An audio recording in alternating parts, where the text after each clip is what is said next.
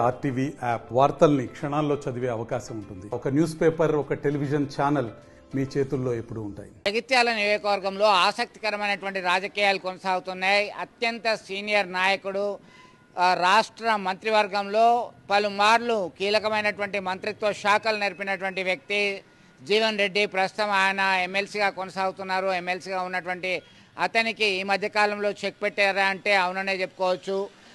Congress party ఎమ్మెల్యేలను విస్తరణలో భాగంగా డాక్టర్ సంజయ్ కుమార్ ఎవరైతే బీఆర్ఎస్ నుంచి ఎన్నికయ్యారో ఆయనని కాంగ్రెస్ పార్టీలో చేర్చుకోవడం జరిగింది. చేర్చుకున్నప్పటి నుంచి కూడా కాంగ్రెస్ పార్టీకి సంబంధించినటువంటి కార్యకర్తలకి అయోమయానికి గురయ్యారు. ఆయన ఎవరితో ఉంటే బాగుంటుంది. డాక్టర్ సంజయ్ కుమార్ కొత్తగా వచ్చాడు బీఆర్ఎస్ పార్టీ నుంచి. ఆయన 2014లోనే రాజకీయాల్లోకి వచ్చారు. ఎమ్మెల్యేగా పోటీ చేసి ఓడిపోయారు.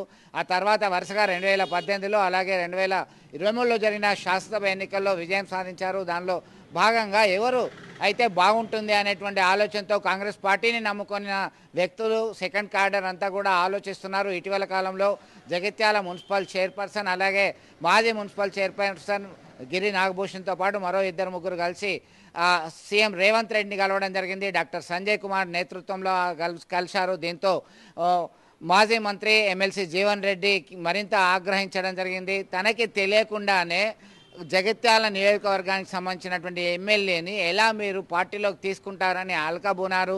అదంతా ఢిల్లీ పెద్దల వారికి కూడా చేరింది ఇష్యూ. మెల్లగా సర్దుకుందా అంటే అది సర్దుకునేటువంటి పరిస్థితి కనబడట్లేదు. ఇటీవల కాలంలో మరి జీవన్ రెడ్డికి సంబంధించిన అనుచరులకి పదవులు ఇస్తారా?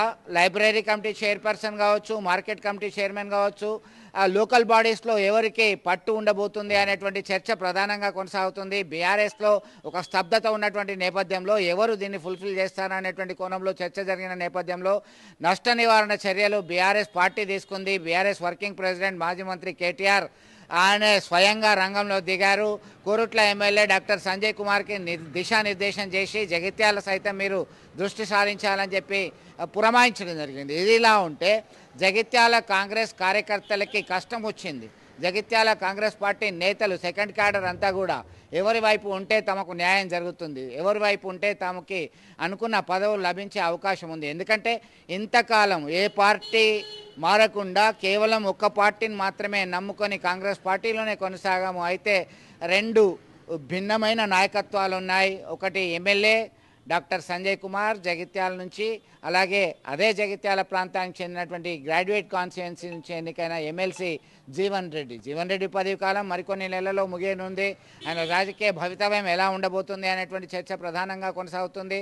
మొత్తం మీద ఆయన ఒక అసంతృప్తితోని అలకబోని ఉన్నారు. తనకి ప్రాధాన్యత దక్కట్లేదు, తనని పట్టించుకోవట్లేదు అనేటువంటి తీవ్ర ఆవేదనతో జీవన్ రెడ్డి ఆయన అనుచరులు ఉన్నటువంటి నేపథ్యం ఒకవైపు ఉంటే, మరి యాక్టివ్గా కాంగ్రెస్ పార్టీ చేసే కార్యక్రమాల్లో ప్రజెంట్ ఎమ్మెల్యే ఎవరైతే పార్టీ మారారో డాక్టర్ సంజయ్ కుమార్ సైతం పార్టిసిపేట్ కావట్లేదు.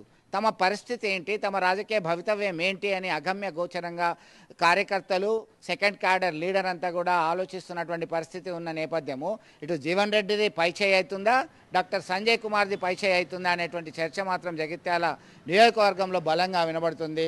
Let's wait and see what will be happen. మరిన్ని వీడియోస్ కోసం ఛానల్ ని సబ్స్క్రైబ్ చేయండి. లేటెస్ట్ అప్డేట్స్ కోసం వాట్సాప్ ఛానల్ ని ఫాలో చేయండి. అండ్ లింక్ డిస్క్రిప్షన్ లో ఉంది.